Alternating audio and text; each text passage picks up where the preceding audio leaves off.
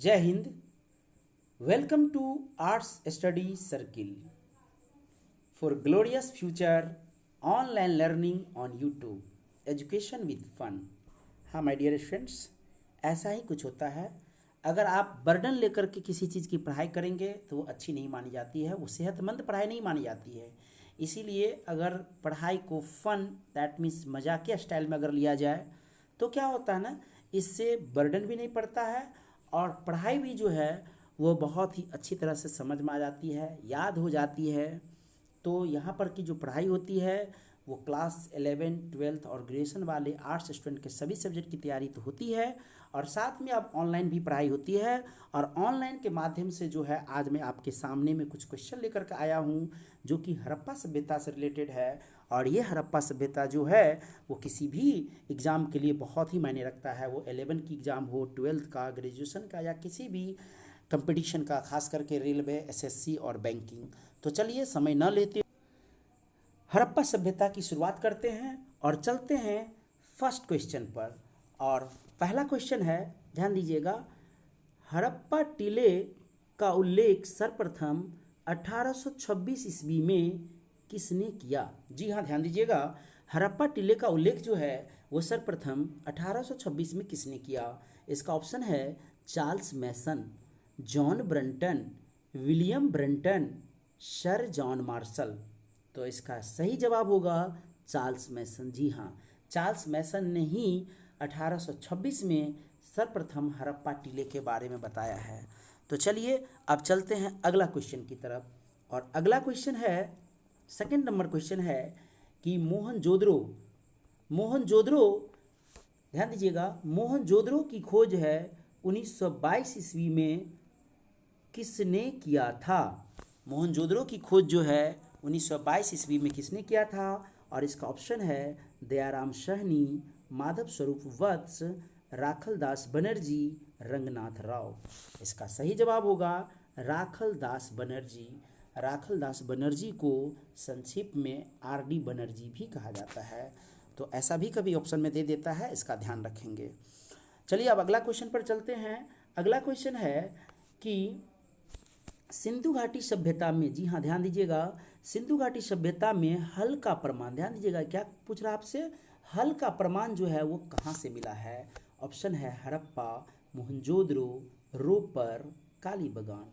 तो इसका सही जवाब होगा कालीबंगान। हल का प्रमाण कहाँ से मिला था? कालीबंगान से मिला था। चलिए अब अगला क्वेश्चन पर बढ़ते हैं।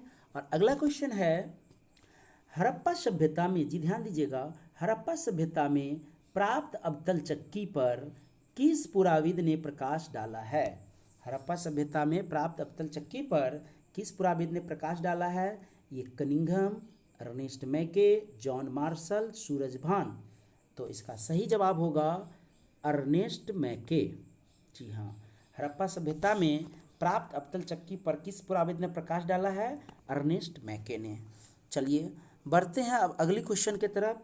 अगला क्वेश्चन है सिंधु घाटी, ध्यान दीजिएगा, कहता है कि सिंधु घाटी के निवासियों को किस धातु का ज्ञान नहीं था? जी हाँ, सिंधु घाटी के निवासियों को किस धातु का ज्ञान नहीं था? ऑप्शन है सोना, चांदी, लोहा या तांबा।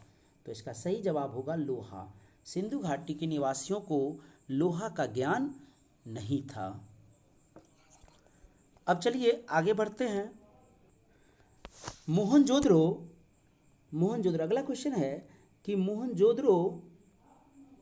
मोहनजोदड़ो किस भाषा का शब्द है? जी हाँ, मोहनजोदड़ो किस भाषा का शब्द है? भाषा है हिंदी, सिंधी, उर्दू या फारसी। तो इसका सही जवाब होगा सिंधी। दैट मीन्स मोहनजोदड़ो जो है वो सिंधी भाषा का शब्द है।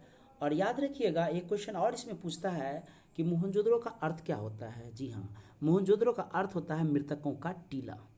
तो चलिए अब अगला क्वेश्चन पर बढ़ते हैं। और अगला क्वेश्चन कहता है कि कालीबंगान कहाँ स्थित है? जी हाँ, अगला क्वेश्चन है कालीबंगान कहाँ स्थित है? सिंध में, बंगाल में, उत्तर प्रदेश में या राजस्थान में? तो कालीबंगान जो है इसका सही जवाब होगा राजस्थान। कालीबंगान राजस्थान में है और राजस्थान जो है वो अपने भारत में स्थित है। तो चलिए अब अगले क्वेश्चन पर बढ़ते हैं। अगला क्वेश्चन है, राय बहादुर दयाराम साहनी, जी ध्यान दीजिएगा, राय बहादुर दयाराम साहनी ने कहाँ उत्खनन करवाया था? उत्खनन खुदाई का काम जो है राय बहादुर दयाराम साहनी ने कहाँ करवाया था? कहाँ करवाया था ये पूछा जा रहा है, लेकिन ये उत्खनन करवाया था 1921 ईस्वी में। ठीक है, कहाँ करवाया था? तो ऑप्शन देख लीजिए, मोहनजोदड़ो, हड़प्पा, लोथल, कालीबगान। इसका सही जवाब होगा हड़प्पा। राय बहादुर दयाराम साहनी ने कहाँ उत्खनन करवाया था? हड़प्पा में करवाया था। चलिए अब अगला क्वेश्चन पर बढ़ते हैं, और अगला क्वेश्चन है, निम्नलिखित हिंदू देवताओं में से कौन सैंधव सभ्यता का प्रमुख देवता था? ऑप्शन है गणेश, शिव, विष्णु या वरुण। तो इसका सही जवाब होगा शिव। भगवान शिव जो थे वो सैंधव सभ्यता का प्रमुख देवता माना जाता था।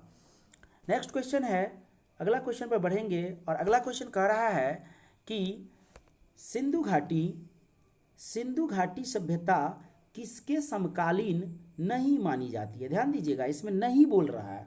सिंधु घाटी सभ्यता जो है वो किसके समकालीन नहीं मानी जाती थी? तो चीन की सभ्यता, मिस्र की सभ्यता, मेसोपोटामिया की सभ्यता। ध्यान दीजिएगा, ये जो है क्रीट की सभ्यता, तो चीन, मिस्र और मेसोपोटामिया की सभ्यता के समकालीन तो सिंधु घाटी को माना जाता था, लेकिन क्रीट की सभ्यता, यानी कि इसका सही ऑप्शन होगा, सही आंसर जो है वो क्रीट की सभ्यता होगा। सिंधु घाटी सभ्यता को क्रीट की सभ्यता के समकालीन जो है वो नहीं मानी जाती है।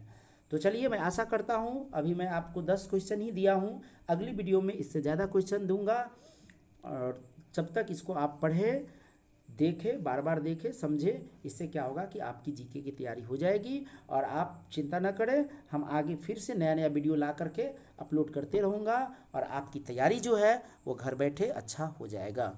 ठीक है, तब तक के लिए जय हिंद।